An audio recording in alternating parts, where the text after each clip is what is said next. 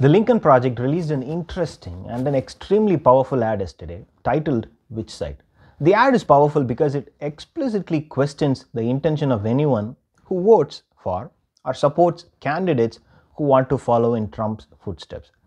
The nationalist-populist ideas that are overtly nationalist but covertly racist. Take a look at that. In the 1960s, powerful white politicians tried to stop black Americans from voting. With Jim Crow laws, with fire hoses and dogs. Today, the new Jim Crow caucus is going further. They are trying to throw out millions of black voters. Josh Hawley, Ted Cruz, Ron Johnson, Kevin McCarthy. It's a new dark chapter in American history. Any corporation or individual who contributes to the Jim Crow caucus is supporting racism at the highest level. It's a choice. Which side of the Edmund Pettus Bridge do you stand on? America or the Jim Crow caucus? The Lincoln Project is responsible for the content of this advertisement. Many of you must have heard about Jim Crow laws, laws that sought to legitimize racial discrimination. In 1868, the 14th Amendment had given black men full citizenship, equal protection under law, and voting rights. After years of struggle, things were slowly starting to move in the right direction.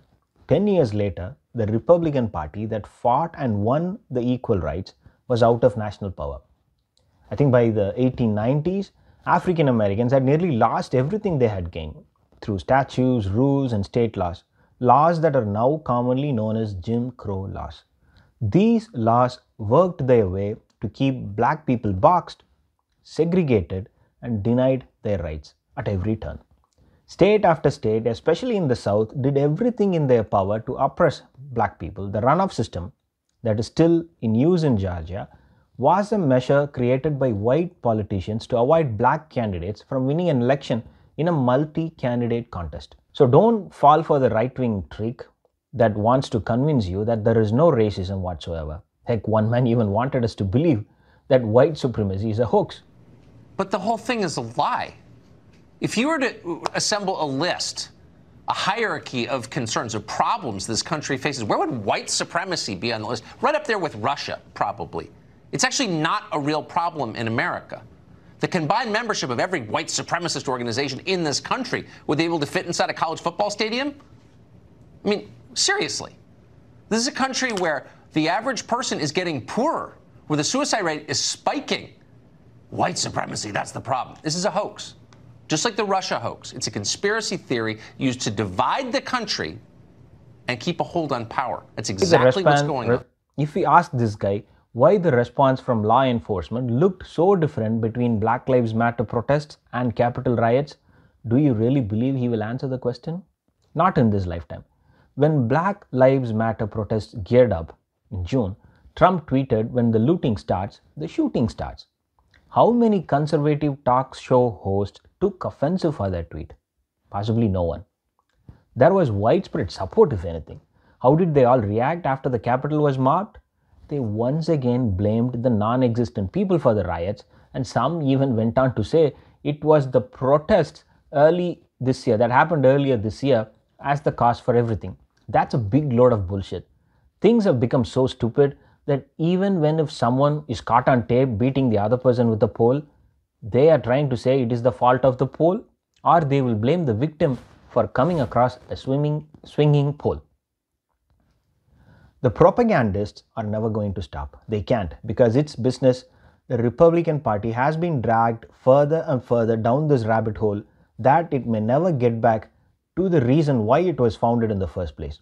People like Josh Hawley, Ted Cruz, and Ron Johnson are at the forefront trying to take advantage of this cultural divide that is gripping the country. They have all condemned the violence without acknowledging that their actions played a major role in perpetuating the lie that actually triggered the mob into action.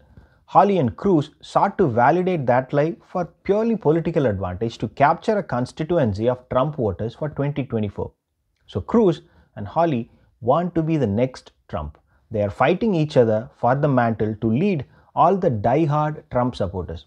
After the insurrection, Trump's approval rating has dropped to 38%. Cruz and Hawley want to be the next leader of this 38% who still support Donald Trump. That's a lot of votes, folks. That's a lot of votes. So there literally is a near 0% chance of either of them changing their direction. I expect them to double down further in this direction. So 38%, as I said, is a lot of votes. With enough voter ID laws, if you can make it harder for unnecessary people from voting, then you can still win the White House with this 38%. And that is why I think this ad by the Lincoln Project is a great one, because it not only identifies the politicians who want to keep Trumpism alive, but it also tells us what exactly they are trying to do.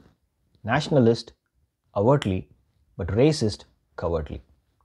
Calling these leaders out, especially the ones who are mentioned in the ad, is extremely important because all three of them have already shown their cards. They look at the division as an opportunity and are trying to build a future on identity politics. This ad names them, tells educated Americans what these men are up to, informs African Americans why they cannot rest easy and why they must continue to vote in record numbers as they did this year.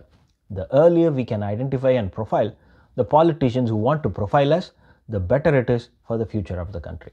Thanks for watching. If you like it, please subscribe.